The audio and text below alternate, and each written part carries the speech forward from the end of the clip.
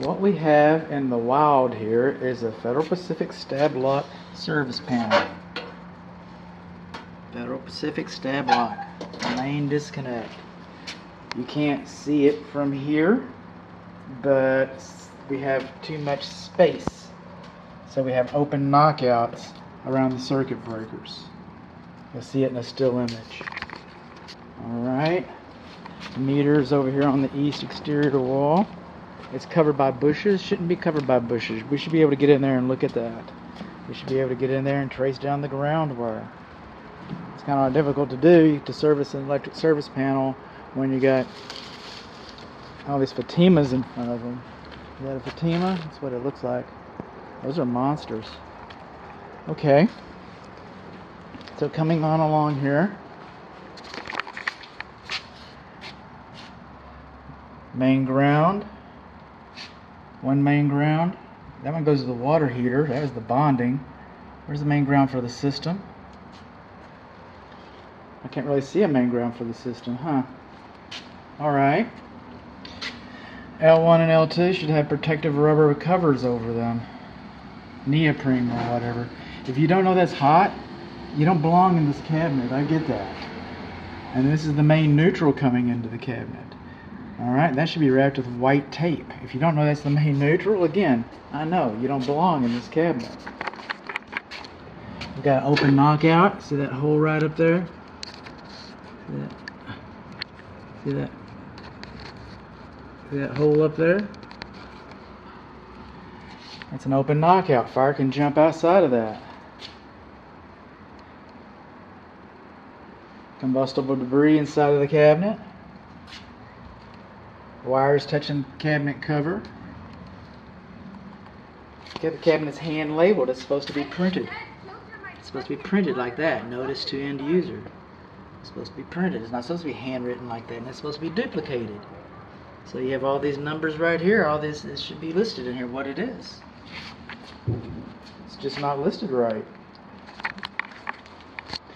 So what do we learn? We learned that we can't locate the main ground. We learned that the bonding location is not labeled. We learned that we have an open knockout at the top of this panel. We had a lot of open knockouts in this panel. We learned that we don't have protective covers and there's not tape wrapped on this. And we got some combustible debris. We also learned, let's see, that this cabinet was improperly fastened with these types of screws.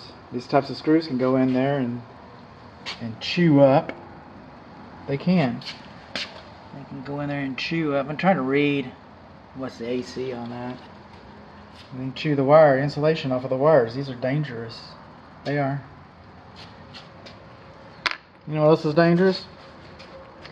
The Texas Real Estate Commission does not require that I condemn an electric service panel based solely on its manufacture.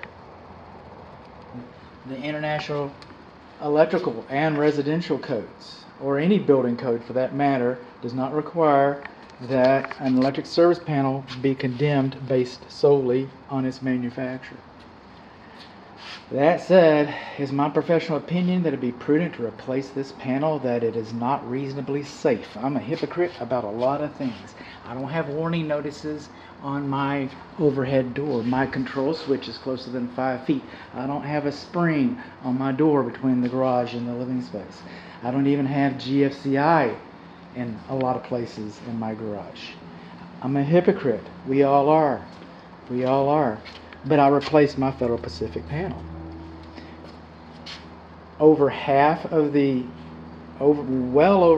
electricians that come out here to service this are going to remind you. They're going to say, you know what? You might want to think about replacing that panel. You might want to think about replacing it. And if we lived in Florida, for example, we don't. We don't live in Florida at all. We're in Texas. But insurance companies won't even insure any panel over 30 years. This panel's original to the house. And it's a Federal Pacific. I'll tell you another thing about this. Some home inspectors won't even open this panel. They just look at it and they run out the front door calling 911. I thought my client might want to know what's in here so my client can make the best decision possible. So I open them up and I inspect them. Doesn't mean that I approve of them.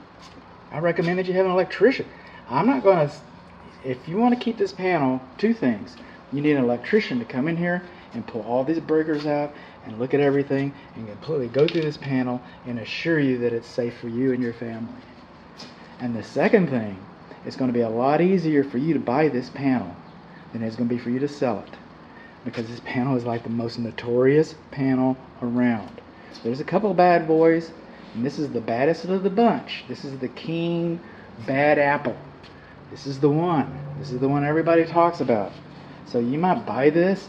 You might not even have an electrician look at it. You might live with it. You might be happy with it. Good luck selling it. Good luck selling it. It's just time. These systems do not get better with age. And that's a Federal Pacific breaker box. I'm going to bake a lot of information into my inspection report. But know this. The International Residential Code does not require... Oh, well, look at this. I got some other things going here. We got some other things. We got Challenger breakers in here. They're only supposed to be Fed pack breakers. You can stick a Challenger breaker in there. That's kind of cute. Alright, so we got some mismatched breakers. Couldn't find the right ones. International Residential Code doesn't say that I have to condemn this. Anybody has to condemn this panel based on this manufacturer. Although we have our own ideas, and we're allowed that. The Texas Real Estate Commission does not say that I have to condemn this panel based solely on its manufacturer, that this panel is deficient based solely on its manufacturer.